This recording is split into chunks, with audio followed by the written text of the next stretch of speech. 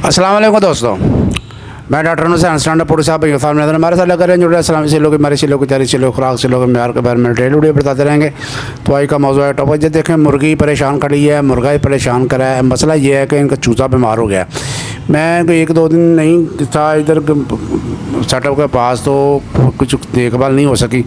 ये चूज़ा देखें जो कोने में पड़ा हुआ आपको नज़र आ रहा है, ये बीमार है और मुर्गी परेशान है। वो उसको बुला रही है, उसकी आवाज़ नहीं सुन रहा है, वो उस तकलीफ़ में है, वो कर्म में है और वो परेशान है मुर्गी।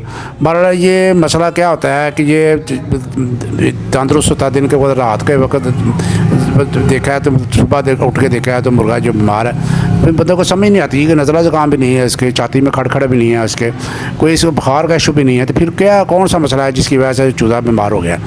तो ये आज इंशाल्लाह बता डिटेल बात करेंगे। तो ये रात को वक्त ना जो कीड़े मकोड़े होते हैं ना, ये अटैक कर देते हैं चूज़े के ऊपर। तो चूज़े का खून चूसते हैं। एक माँ का चूज़ा है तो कितना उसके अंदर खून होगा जो चूस लेते हैं। तो ये 3 किस्म के जो चूज़े होते हैं ना, ये कीड़े होते हैं, ये हमला करते हैं। एक सुर्ख माइनस होती है जो होती है, वो हमला करती है। ये हमला करते हैं सुर्ख माइनस जुए की किस्म की होती है और ये रात को निकलती है और चूज़ा का खून चूसना शुरू कर देती है।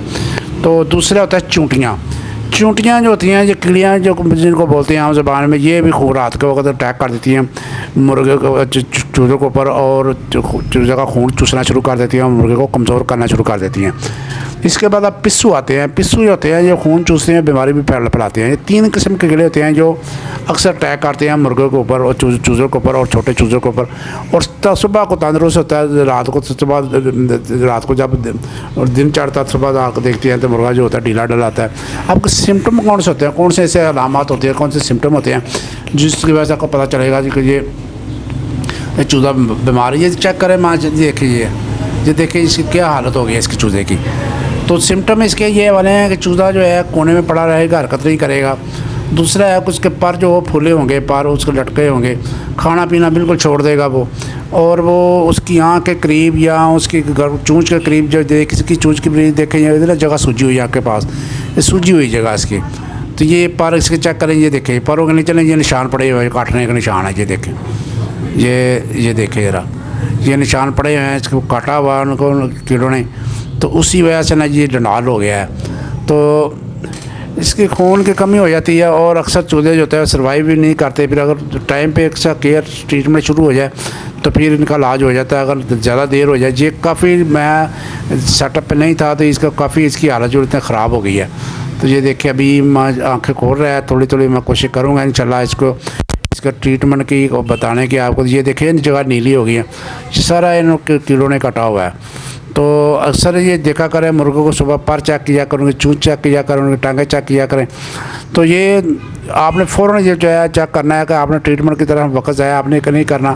तो सबसे पहले जो आपने गर्म पानी थोड़ा सा लेना है, उसमें ग्लूकोज डाल कर ना वो पिला देना है। उसके बाद ट्रीटमेंट आता है। अगर ये काटने के बाद से जिस्म के अंदर अक्सर दर्दें वगैरह शुरू हो जाती हैं, पेन शुरू होता है, कोई भी पेन किलर जो सिरप है वो दे दे, ब्रूफन दे दे, पैनाडोल दे दे, पैरासीटामोल दे दे, कोई भी जो सिरप आपके पास है पेन किलर वो इस्तेमाल करा दे। कोई होम्योपैथिक मेडिसिन है, ये ब्रूफन सिरप है, ये चेक करें। ये ब्रूफन से बच्चों का पड़ा हुआ था, मैं इसी को इस्तेमाल थोड़ा पड़ा हुआ था, मैं ये इस्तेमाल कराने लगा बच्चों का। तो आपने सबसे पहले ग्लूकोज पिलाना, उसके बाद कोई जो है एंटी पेन जो है मेडिसिन वो इस्तेमाल कर लीजिए। आर्निल गोली है, ये चेक करें, ये भी आप इस्तेमाल करा सकते हैं, ये भी पेन किलर है। तो ये एज के लिहाज से आप दे सकते हैं। ये मेरा 1 माह का चूज़ा है जो, तो मैं इंशाल्लाह बताऊंगा कि क्या कैसे इस्तेमाल करना है। तो उसके अलावा जो है ट्रीटमेंट जो है इसका कोशिश करेंगे इंशाल्लाह ये सर्वाइव कर जाएगा। अगर इसके नसीब में होगा तो बच जाएगा, नहीं तो लेकिन इसकी हालत जो मुझे नज़र आ रही है कि बहुत ख़राब है। तो ये बी कम्प्लेक्स है, इसको इस्तेमाल करें। विटामिन ई के कैप्सूल वगैरह हैं वो इस्तेमाल करें। तो ये बी कम्प्लेक्स का मैंने आपको बताया था 1 माह के चूज़े को कितनी देनी है, पिछली वीडियो में मैं आपको बताया था। ये तकरीबन 1 गोली का ना तकरीबन छठा हिस्सा जो है ना वो इसको खिला दें, तो इससे इंशाल्लाह सर्वाइव कर जाएगा। सिरप के अंदर मिक्स करके दे दें इसको। तो पैनाडोल या ब्रूफन का सिरप है तो वो भी 4 या 5 कतरे इसको पिला दें, उससे इसके पेन कम है। ये देखें ना बहुत तकलीफ़ के अंदर है बेचारा, ये तड़फ रहा है, बहुत तकलीफ़ के अंदर है और ये बहुत कर्ब के अंदर है। یہ اسٹیج اس کی آخری ہے. اس کی ایک میڈیسن کاربویج بھی ہوتی ہے ہومیوپیتھی, میں جس نام مینشن کر دیتا ہوں. یہ بھی اس حالت میں بہت سروائیو کر جاتی ہے. اس وقت میرے پاس نہیں ہے, میں ادھر کلینک میں پڑھی ہوئی ہے, لیکن یہ کاربویج میڈیسن نہیں ہے, یہ بھی بہت اچھا کام کر جاتی ہے. تو اس کے بعد آپ نے کھڈے کی جو دڑاڑیں ہوتی ہیں ان کو بند کر دینا ہے, اور جو گھاس پھوس نیچے پڑی ہوئی ہے وہ اٹھا کے ہر ہفتے بعد چینج کر دیں. اس کے بعد اگر کیڑیوں کا ایشو ہے تو کھڈے کے باہر جو ہے نمک کا چھڑکاؤ کر دیں آپ, تو اس سے بھی بہتر ہو جائے گا انشاءاللہ. جو کیڑیوں کا مسئلہ ہے نا آپ کا حل ہو جائے گا.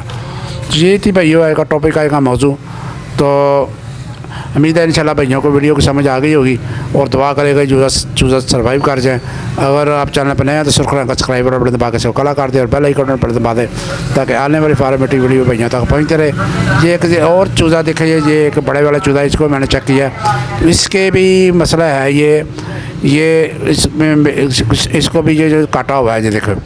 تو اس کو کاٹنے کے اوپر جو ہوتا ہے مٹی آپ نے لینی ہے اور راکھ لینی ہے, وہ اس کے اوپر لگا دینی ہے آپ نے اینٹی بائیوٹک کے طور پہ. بڑی زبردست کام کرتی ہے یہ مٹی اور راکھ, بریک مٹی ہو اور راکھ ہو بریک ہو, اور ان زخموں کے اوپر لگا دے. جو چونچ کے پاس زخم ہے ان کے پاس لگا دے, پروں کے نیچے ہیں تو ان سب کے اوپر یہ نا راکھ اور مٹی لگا دے, ان شاء اللہ تعالیٰ یہ بھی اچھا رزلٹ ملے گا. تو بھائی کو تو اجازت, اسٹینڈ اپ زندہ باد, پاکستان زندہ باد, اللہ حافظ.